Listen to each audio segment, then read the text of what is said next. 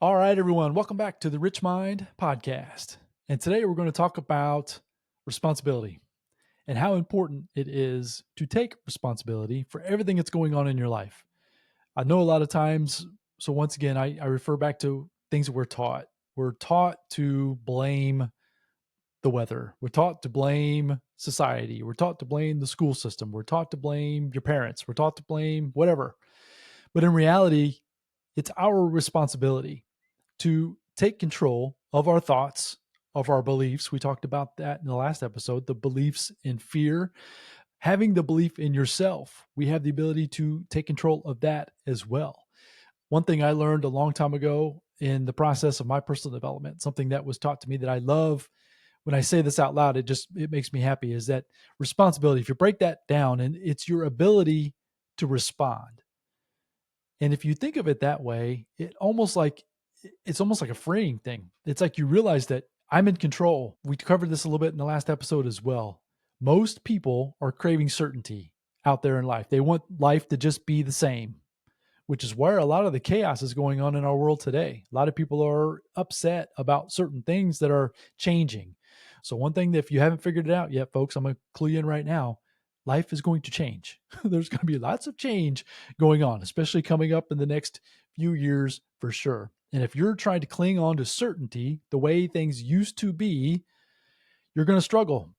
But with you listening to us today, with you having the ability to respond, taking responsibility for your life, for your choices, you have the opportunity to create a different outcome for yourself, for your future, for future generations. That's what gets me excited. And that's why I love hitting record and have conversations with my friend, Greg Young. So, ability to respond. We've had that discussion before. Have you heard that? I know if anything, you've heard me say it. So Mhm. yeah, you brought this topic to me. Tell me more. What are your thoughts on that? Yeah, I love the fact that you broke that down. I have heard that before, the ability to respond, and you're right. It does put the onus on us to take action or not take action. Whatever you're going to do, it's it's your decision. That was one of the things that I was going to talk about is who's responsible for your decisions in life, and the answer is always you, whether they're good or bad or how you want to frame them. It's everything comes back to your ability to decide and have that choice. Now, sometimes the choices aren't what you want to have. It's either A or B, and A or B are really not what you want in your mind, but that's the reality. And like you said, things are changing. Life always changes. There's no, life's not going to be the same way it was 5 years ago, 10 years ago, because we're 5 and 10 years older, more wiser, hopefully, in different situations. So, yeah, responsibility is it's something we all have to take. We might not all want to take it, but regardless of that fact, that's it's going to be on us, and it is what it is. That's just a fact. So just the ability to think through challenges that are going on in your life. Let's say you've got an opportunity comes your way and you think based on beliefs and based on fear that we talked about in the last episode that you can't take or step into that opportunity. And because of that, that keeps you away from meeting the exact person you need to meet at the right time. That keeps you away from accumulating the wealth that you're trying to do or trying to accumulate. That keeps you from creating the legacy that you're trying to leave for future generations. The point is that every decision that we make is our ability to respond. When you separate yourself from the event, that's what I was trying to articulate in the last episode. I'll do a little bit more about it here today. But when you take the responsibility and separate yourself from the event, we used fear in the last episode. When you have anxiety about a future, when you feel that trigger, it's separating yourself in that moment, taking responsibility for that moment. It's not that it's not there. It's not that I don't feel those things. I do, you do, we all do. Even the most quote unquote successful people in the world do. But what they've figured out is that number one, they have the ability to respond differently. They separate themselves from that fear, from that anxiety. But then also they have the ability then to seek out different answers, whether it's from within. We talked a little bit about, so like AI information right now is like plentiful. You can find out anything on any subject it doesn't matter. It doesn't matter what it is. It's an amazing thing. And if you can't find it even in AI, you go out there and you find people that know how to do certain things. You can resource or use your resources of people, find out solutions to the problems that you're trying to solve. Getting into the driver's seat of your life. Earl Nightingale, when I first got started, he would say that a lot in a lot of his audio programs. And I just really visually pictured myself like that. You visualize yourself in the driver's seat of your life. You're the one in control of the wheel, in the gears, if you're driving a manual shift, or even if it's an automatic, it doesn't matter. The point is that you are in charge, and take responsibility for the outcomes. Take responsibility for the season of life that you're in. Uh, it doesn't matter what it is. It doesn't matter if it's a job. It doesn't matter if it's a relationship. It doesn't matter if it's your location where you live. Take responsibility for those things. Don't fall into beliefs that you've been fed that may or may not be true. They might be true to those folks that are passing them on to you, but they don't have to be true for you. Greg said this many times in the podcast in the past, is just because it's a belief doesn't make it true. I love that. Repeat that to yourself. Just because I believe this, or just because it's a belief being shared with me, doesn't mean it's true for you or for anybody. And then if you start believing that, if you start having that own belief in yourself, you can continue to step into who you're meant to be. What is it that you're meant to be? What is it that you're meant to do? Go out there and think through those things. Get in the driver's seat, take responsibility. And when you do, you can take different actions. And with those different actions, you're going to get different results. And that's where life starts to get to be a lot more fun than just being in the mundane ho hum. I've referred to my father in the past. He was kind of in that. He was craving certainty. He just wanted the everyday life. He stayed in the same job for over 20 years. And it's not that the company wasn't bad or was bad. The company was fine. But the point is he had the ability, and he had so much potential. He could have done so many more different things for himself, for our family, that he did not do those things because he chose certainty. He chose quote unquote safety because he wasn't taking responsibility for his actions on a daily basis. And because of that, he got to quote unquote this retirement life, this retirement age at 65, and found out, oh my gosh, I have terminal cancer and I'm not even going to make it. He didn't even make it to retirement, this quote unquote retirement that he'd been working for his entire life. It's unfortunate. And I made the decision back when those things were going on in my life that I wasn't going to allow that to happen. I didn't care what I did. I didn't, it was going to create a lot of anxiety. It was going to create a lot of stress. My wife and I, we've had to pivot several times in our lives. We've moved, we've changed. But I will tell you that it's been more fun. I will tell you that at the end of the day, when I look back on where I've come in the last 10 years, it's been more exciting. I'm in control of my day to day. I get to choose who I get to communicate with. I get to choose bringing Greg on these episodes and having a great conversation. It's fun when you get to choose and take responsibility. Yeah, well said, man. So I'm just going to jump into kind of like my example that I brought for this episode, and it goes back to my weight loss. When I was 60 pounds heavier, one of the things that really hit me, because when I was that heavy in my adult life, I had my parents even say, we're a little bit concerned about you. Like we'll give you money if you can, like all these incentives to like lose weight, and just nothing was hitting me. And then at one point, I kind of shared I had some medical issues that kind of scared me, but that's when I realized that no one was there to save me. It was 100% on me. There wasn't anybody, no one's going to push me. No one's going to tell me that one thing that I needed to hear. It was just no one was there to save me. And if I wanted to continue that unhealthy lifestyle, then I've seen plenty of people go down that road. And like you said about your father, you never know what life is going to throw at you. But if I can mitigate anything bad happening to me by losing that weight, that's something that I'm going to do. But that's one thing that's really stuck with me over the years is no one is here to save you financially, health-wise, relationship-wise, all that stuff. So for me, I kind of separated into two buckets of feelings versus facts. So feelings is, I had a conversation about weight loss with a friend of mine the other day, but I'll just kind of continue with my own journey. But feelings was having that victim mentality, no discipline. I wasn't taking any action to better myself, lose the weight. And having that victim mentality just really sunk me, and it was like an anchor that I couldn't pull up. But facts were, and this is where you have to be really honest with yourself, and it's tough because being 60 pounds overweight, I was like, wow, how did I get this way? I'm overweight, I'm unhealthy, I'm not attractive, that kind of thing. And you can get, as deep into that as you want.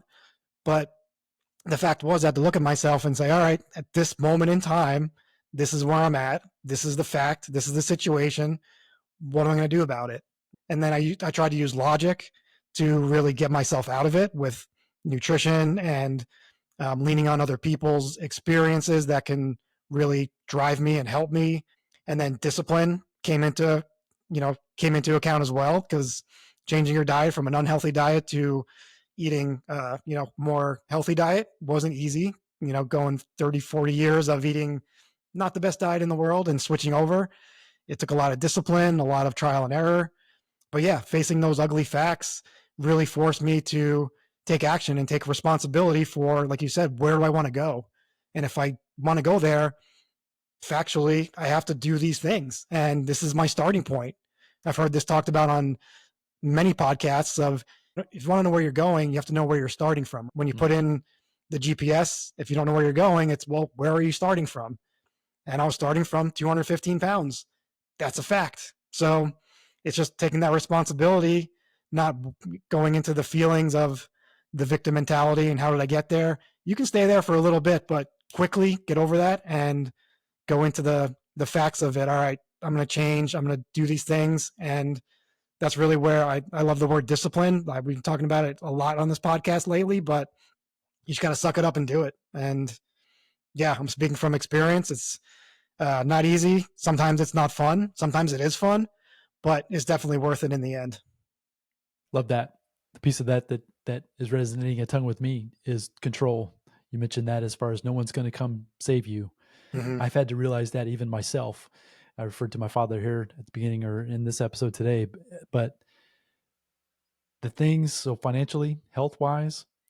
So when I decided to take control over those, let's just use those two areas, financially and from a health standpoint, it started to lead me down different alternative ways of taking care of myself. Let's just say financially.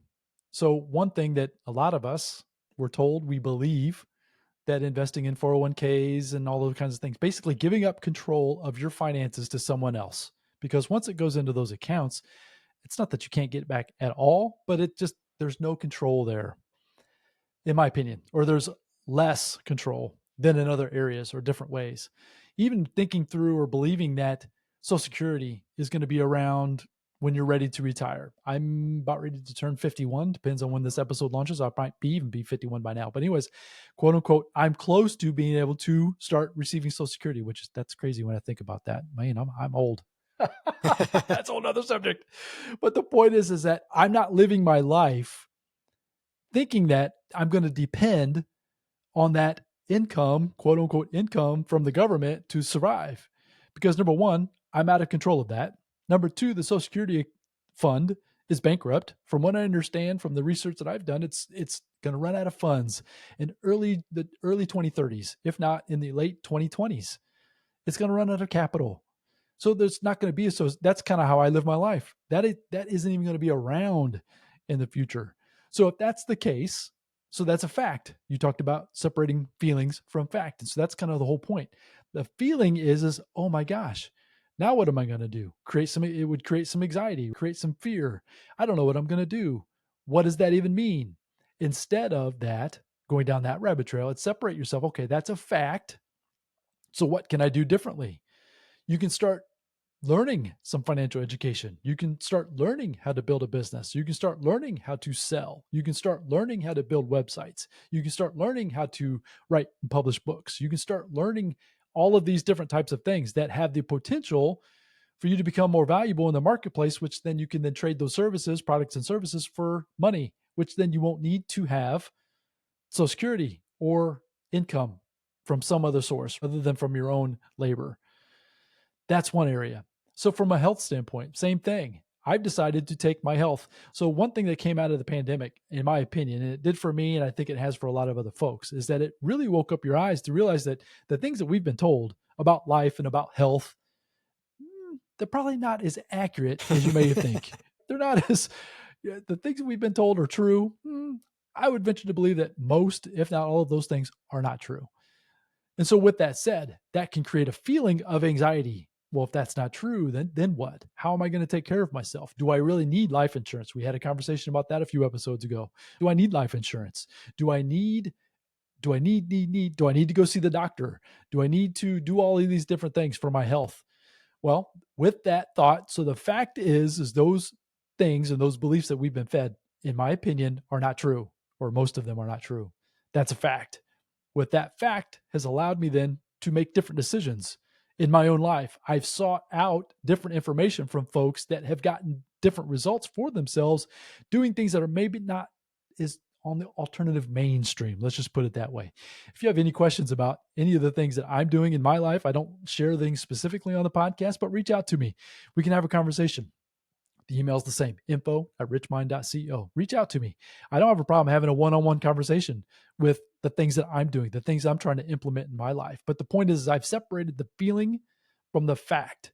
And when I've done that, that's allowed me then to take responsibility for me, not you, not Greg, not even my own family. I try to help my wife. She'll listen to me every now and then, but that's very seldom too. She doesn't want to do what I'm doing, and that's okay. I try to encourage. I don't hold it against her if she doesn't do all the things that I'm trying to do, but at the same time, it gives me the ability to respond for myself, which then allows me to get different actions. You talked about weight for yourself. Since the beginning of this year, I've made some pivots in my own life, and I'm down 20 ish pounds already Nice. quickly, relatively quickly, based on some information that I consumed, taking the fact, like I got the fact of the scale myself. I was pushing 230, 230. I'm 6 foot tall, 230. Now that may or may not sound like a lot, depends on who you are, right? But for me, I've never been that big in my life. And so I just made the decision. I was going to separate feelings from fact. And I made the decision I was going to move forward into trying to change that. In a relatively short period of time, I've made some significant progress. Now I just need to keep pushing through. I don't need to get fearful of, well, what am I going to do next? Or what happens if this happens? Or, you know what I mean? I don't worry about those things. I just take them one at a time, internalize them, think about them, and then make a different decision. And with those decisions, then gets me different results, which so I've had a little success. I know Greg has as well with his weight loss and his health. That's the beauty of it. Get in the driver's seat, take control, take responsibility. You get to choose every day when you get out of bed. Say to yourself, I take responsibility. I'm going to take control of my life, of my decisions. I'm not going to allow others as much as you possibly can. You're going to separate that feeling from fact, which is going to allow you then to take different decisions. And when you do that, I'm telling you, your life is going to change very quickly, very quickly. And it's going to be a lot more fun than just going through this mundane, just sameness, nothingness. I mean, people are looking for hope. That's in my opinion. I mean, the people that are struggling out with mental illness and all that, a lot of it, in my opinion, is just they don't have anything to look forward to because they've given up their control of their life to other people. So they feel hopeless. But if you bring that back in house and start thinking about the life you want to create, take some responsibility, it gives you some hope for the future, gives you something to work towards, to work on, to become better at. And when you do that in a consistent basis, that's when you're going to create this dream life that you're looking for. So, anyways, hopefully I said that well. Yeah, well said. And you kind of hit on a topic that I was going to touch on too, was the hope part. And kind of going back to your Social Security example, you can hope that Social Security is going to be there in 10 years or 20 years or whatever, you're going to hit that number.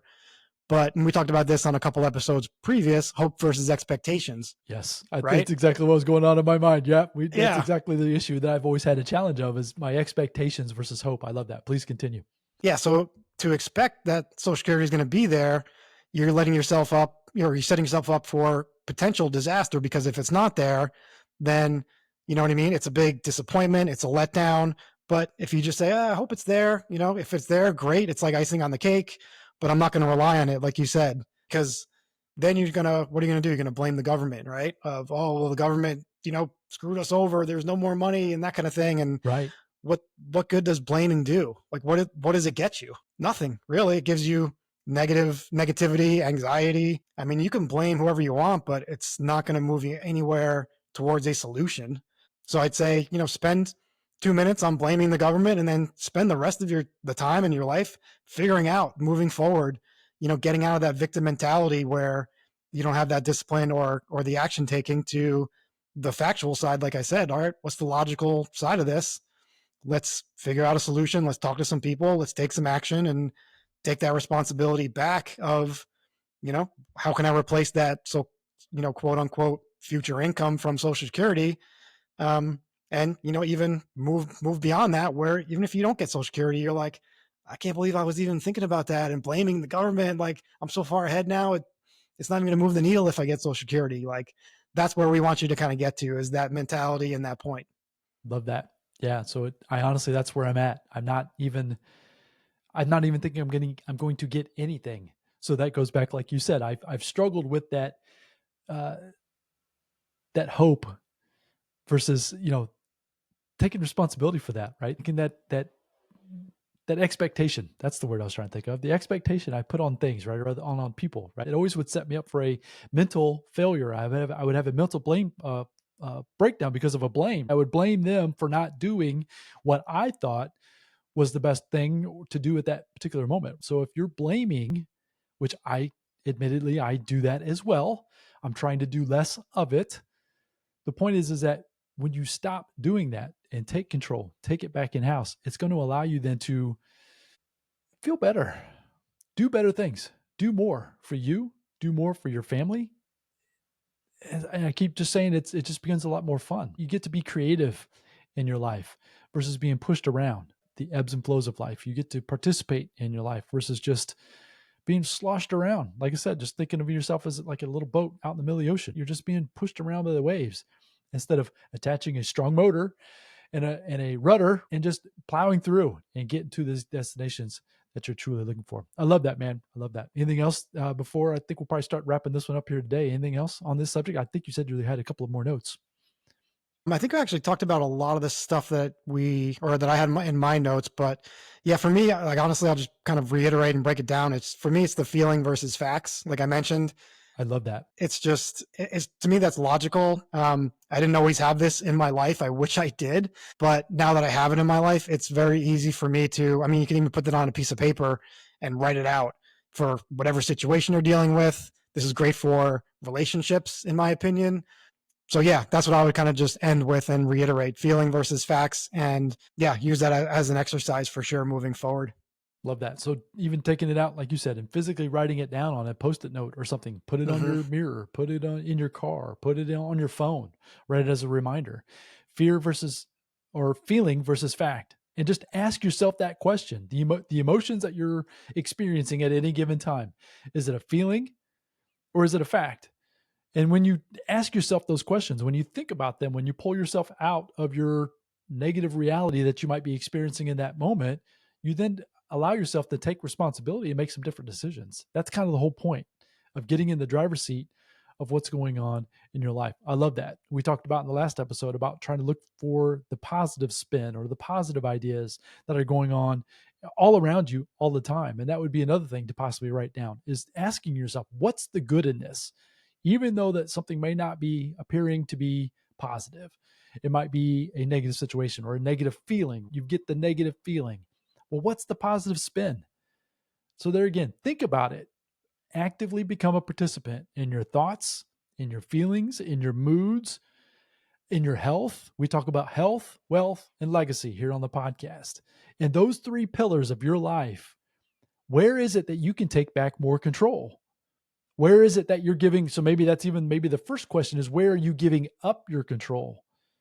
Think about it from, who are you giving your control to? Now, don't place blame or don't place a negative feeling on yourself that you should have been doing something differently. That's not it. The point is that once you realize, okay, I've been giving up control to my health, to a set of doctors or a set of information that may or may not be true. Okay, is that true or is that a feeling? Or is that a fact or is that a feeling? Once you make that decision, then you can make some different decisions. You can start bringing some things in house. Keep it super simple to start. You don't want to put yourself in a position where you get overwhelmed. This is a process. This isn't, I'm telling you, things can change relatively quickly once you get good at this. It might take you some time. If you've never done this, any of this before, this active participation in your life, in your thoughts, and in your feelings, it could take you a little bit. But I will tell you that once you get better at it, once you get better at recognizing your triggers and understanding and comprehending them and thinking through them, thinking about them differently, responding to them differently, that's going to then where the quickness of changing your current reality to being different, to being hopefully better. I would assume that it is going to be better. You don't know. I don't know. You don't know. But the point is it's going to be your choice. And that's where it becomes a lot more fun. So start with those 3 pillars of your life. Who are you giving control to?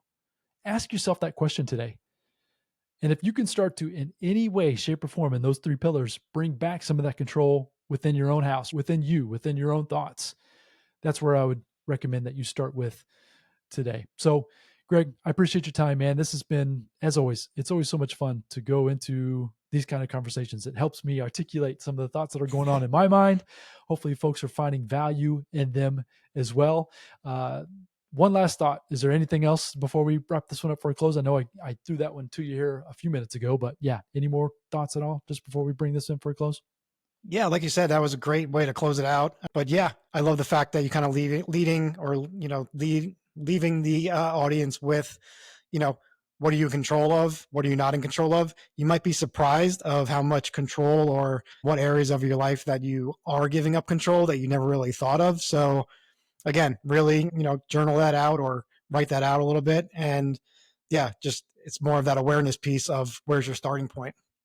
So make another mental note. That might be another topic. We're coming up with topics as we go. So that control piece, maybe let's uncover some of the things that we might be giving up control over. Maybe that's something we can talk about. So if that is of interest of you folks, if this conversation or conversations we've been having lately are of interest to you, leave us a note, send us an email, info@richmind.co, and let us know.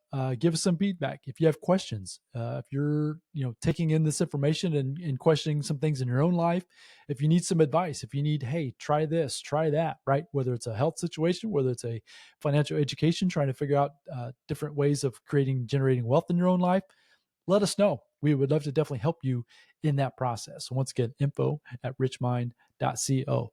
Not sure exactly what the next episode is going to be. So I usually try to leave a teaser at the very end, but this time I don't have one again. Greg and I will brainstorm some different ideas. We might even come up with this control idea. We might flesh that one out a little bit more. That right now, as we speak about it, that sounds intriguing to me, but we'll see. But make sure you join us. So subscribe to the Rich Mind podcast on the podcast platform of choice. You can find us on YouTube as well if you want to check us out in video. But yeah, we would definitely encourage you to share this episode with your family and friends and come back and join us on the next episode very soon. So go out there, have a fantastic day. We appreciate your time and attention. And once again, we'll be back very soon. Until then, bye now.